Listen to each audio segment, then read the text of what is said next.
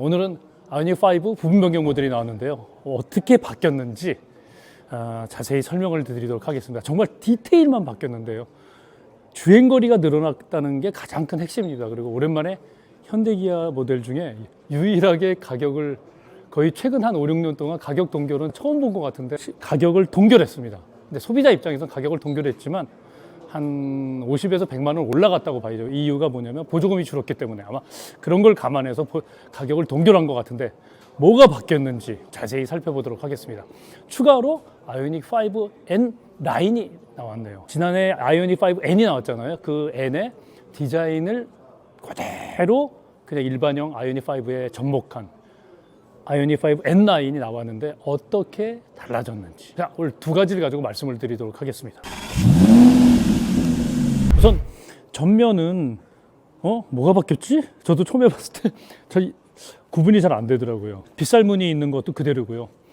그랜저 때부터 이제 현대가 이 로고를 H 로고를 얇싹하게 폈죠. 그것도 이렇게 얇게 폈네요.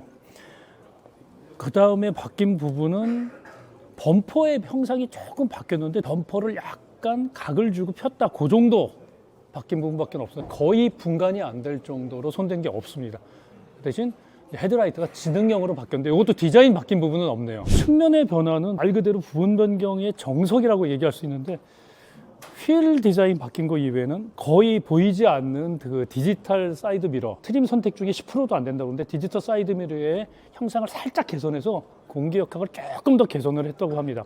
전체적으로 한 10kg 이상 무거워졌는데 공기 역학은 쭉 0.004 의미 있는 수준은 아니지만 조금 좋아져서 연비 효율은 4.7kWh에서 4.8kWh로 0.1 정도가 연비 효율이 좋아졌네요. 휠 디자인은 기존 모델과 비교하면 5 스포크 느낌도 주면서 원형 형태로 바뀌었는데 역시 이건 디자인적으로는 역시 전기차답게 미래지향적 디자인을 보여주네요. 상대적으로 그 N9의 경우에는 이렇게 커버로 덮지 않고 많이 열어가지고 스포티한 느낌을 줬는데 공기 역학에서는 그 부분이 훨씬 더 불리합니다. 커버를 덮지 않으면 정말 사이드는 바뀐 부분이 휠 이외에는 없다 이렇게 말씀드릴 수 있겠고요. 제일 많이 변화를 준 것이 역시 후면입니다. 후면. 드디어 달렸죠. 이거 이미 작년부터 이미 다 테스트 카드들이 여러 번 공개돼서 여러 번 얘기가 나왔었지만 기존에 불편하다는 사람도 있었고 그런 부분 때문에 이제 아이오닉 5N에서 이미 달려 나왔지만은 와이퍼가 달려 있습니다. 저는 솔직히 개인적으로는 그냥 없는 게 깔끔해서 좋았는데 약간의 악천후 조건에서는 뒤에가 후방 시야가 잘 확보되지 않는다 그래서 개선을 했네요. 그리고 바뀐 부분이 바로 이 부분이죠. 이미 아이오닉 5N에서 나왔지만 디지털 룸미러가 들어가면서 카메라가 두 개가 생겼습니다. 그 다음에 공기 역학에 가장 영향을 많이 주는 리어 스포일러가 아이오닉 5N에서 보여준 것처럼 50mm 정도 길어진 걸 그대로 채용을 했다고 합니다. 그래서 여기 부분에서 그나마 공기 역학 개선이 많이 이루어졌다고 하고요. 후면을 보지 않으면 저게 아이오닉 5 부분 변경인지 아닌지 전혀 알 수가 없습니다. 사실상 윈도우 와이퍼가 달려있느냐 안 달려있느냐의 차이가 가장 크고요. 범퍼 형상 역시 부분 변경답게 조금 바꿨는데 저도 사실상 얼마나 바뀌었는지 분간이 안 될 정도로 큰 의미 있는 변화는 아닙니다. 부분 변경이라 그런지 역시 실내에서는 꽤 변화의 폭이 있습니다. 자, 실내로 들어가서 어느 부분이 얼마나 좋아졌는지 한번 점검을 해보도록 하겠습니다. 실내에 들어왔더니 역시 바뀐 부분이 꽤 보입니다. 눈에 띌 바뀐 부분. 휠이 바뀌었네요. 스티어링 휠 디자인이 3스포크, 기존 2스포크였잖아요. 3스포크 형태로 바뀌었고 그 다음에 이 베젤이 디스플레이 12.3, 12.0 연결한 디스플레이 베젤이 까만색으로 완전히 통일을 했습니다. 이건 요즘 현대기아 많이 보던 부분이라 같이 공용을 한 것 같고요. 눈에 띄는 변화 중에 가장 큰 또 하나의 변화, 좋아하실 분들 꽤 있을 것 같아요. 물리 버튼이 들어간 유니버셜 아일랜드 형상이 바뀌었습니다. 열선이랑 통풍 버튼이 터치 디스플레이에 들어가서 두 번을 조작해야 됐기 때문에 불편하다고 그랬는데 아예 그냥 물리 버튼을 뺐습니다. 요즘 폭스바겐도 물리 버튼을 빼고 있는데 가장 많이 쓰는 그 시트의 통풍과 열선을 밖으로 뺐네요. 그리고 이제 무선 충전 패드가 이렇게 깊숙이 있어서 불편하다는 의견을 반영을 해서 이번에 아예 그냥 유니버설 아일랜드로 빼서 이렇게 깔끔하게 정리를 했네요.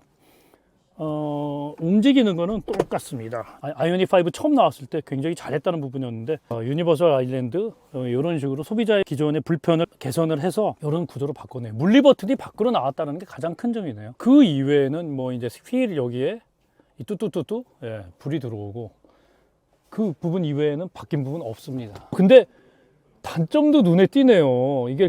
이걸 왜 그랬는지 제가 상품 담당자 물어보고 한번 물어봐야겠는데 굉장히 큰 장점 중에 하나가 넓은 이 조수석 서랍식이었잖아요. 이거 그냥 전기차답지 않게 굉장히 좁아지고 불편해졌습니다. 보도자료에 이 부분 안 썼던데 불편해진 부분은 얘기를 안 했네요. 이거 장점이었던 것이 좀 사라졌네요. 이건 좀 다시 확인을 해드리겠습니다. 새로 나온 이제 N라인 트림인데요. N라인은 빗살 무늬에서 전 패턴으로 바뀌었네요. N라인 이제 엠블럼이 들어가 있고 전체적으로는 에어 인테이크까지 조금 변화를 줬네요. N에서 채용을 해가지고 기존 아이오닉 5하고는 다른 공기 흡입이라든지 이런 걸 보여주는데 전면에 바뀐 부분은 그 빗살 무늬 패턴이 바뀌었다. 그 부분이 가장 큰 부분이네요. 아까도 말씀을 드렸지만 휠 부분 N라인은 휠이 덮개가 없습니다. 그러니까 좀 더 스포티하게 보이게 5 스포크는 맞는데 훨씬 더 스포티하게 보이지만 공기역학에는 요 덮지 않은 부분이 공기역학에는 훨씬 더 불리한 부분이거든요. 대신 굉장히 스포티해졌네요. 이 전기차 이거 휠 많이 덮어놓으면은 좀 답답해 보이잖아요, 차들이. 그런 점에서는 공기역학보다는 역시 디자인 트림이라 디자인적으로 신경을 더 많이 쓴 것 같습니다. N라인 뒷모습은 일단 비슷하게 N과 흉내를 냈는데 이 디퓨저가 페이크입니다. 페이크이고 밑에 디퓨저 부분 형상은 기존 아이오닉 5N하고 다르네요. 이거 아이오닉 5N에서 보여준 것처럼 이 부분에 색상을 넣어서 디퓨저랑 범퍼를 바꿨네요. 전체적으로 리어 스포일러도 기존 아이오닉 5하고 똑같습니다. 아이오닉 5N과는 확실하게 다른 특징을 줬네요. 일부분을 디자인 트림으로 갖다 썼다. 디퓨저 부분도 페이크 형태로 처리를 했다.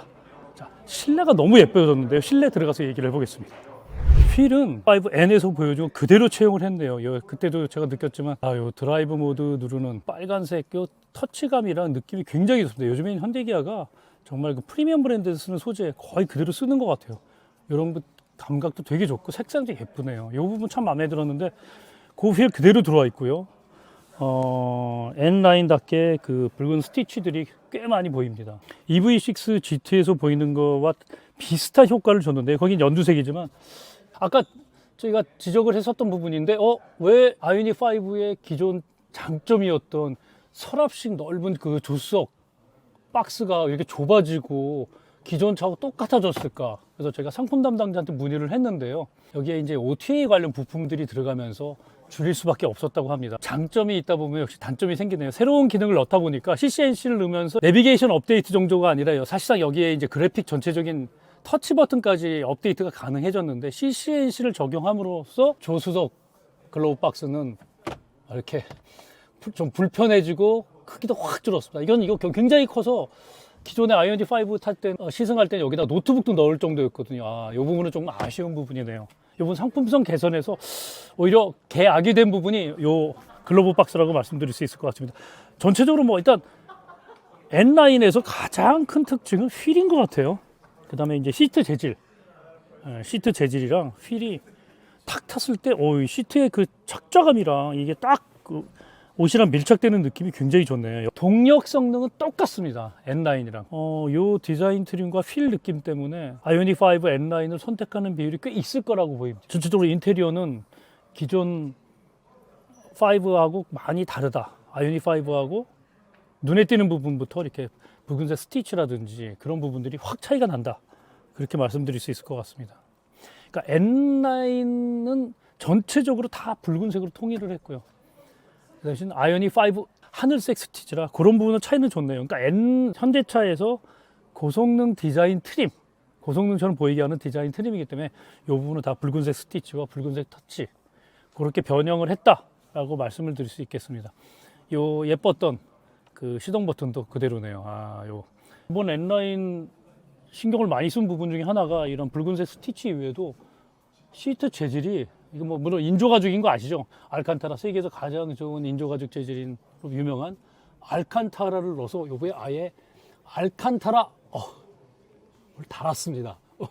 저도 이 빨간 게 뭔가 했는데 그냥 스티치에 들어간 건 줄 알았는데 알칸타라 재질 시트 어쩐지 착 달라본다. 이게 또 알칸타라를 알고 보이니까 느낌이 달라지네요. 자, 저희가 오늘은 아이오닉 5 부분 변경 모델 리뷰를 끝냈는데요. 추가로 아이오닉 5 N9 트림도 나왔다. 알칸타라 재질을 사용했다는 점에서 굉장히 점수를 주고 싶고요. 자, 이제 간단히 정리를 해보도록 하겠습니다. 가장 큰 장점, 부분 변경하면서 485km로 주행거리가 거의 30 가까이 좋아졌고요. 배터리 용량이 물론 그만큼 늘었습니다. 이제 기존 77.4에서 84로 늘면서 무게는 무거워졌는데 그렇다고 연비가 나빠졌느냐? 전비는 0.1 좋아졌습니다. 그리고 디자인적으로 가장 큰 특징은 리어에 와이퍼가 달려있다는 점. 그 부분이 가장 큰 특징이고요. 실내는 상당 부분 3스포크 휠까지 유니버설 아일랜드까지 개선이 컸는데요. 소비자의 불편한 점을 반영을 해서 개선해서 이번에 물리 버튼으로 통풍 열선을 뺐네요. 그 부분이 특징이고요. 계약이라고 하기보다는 개선을 하다 보니까 어쩔 수 없는 한계에 부딪힌 부분이 있는데 조수석 글로브 박스가 그 좋았던 아이오닉 5의 서랍식에서 정말 평범한 일반 승용차에 달리는 박스까지 바뀌었습니다. 그 이유는 이제 CCNC를 넣으면서 OTA 부품을 넣어서 그랬다고 하는데 그 부분은 좀 아쉬웠던 것 같아요. 그렇게 말씀드릴 수 있을 것 같습니다. 가격은 동결됐습니다. 기존 가격과 똑같은데 소비자 입장에서는 말씀드렸다시피 보조금이 줄었기 때문에 약간 50에서 100만 원 정도 가격이 올라갔다고 느끼실 것 같습니다. 자, 이상으로 상품성 개선 제대로 이뤄낸 아이오닉 5 그리고 아이오닉 5 N9까지 리뷰를 마치도록 하겠습니다. 감사합니다.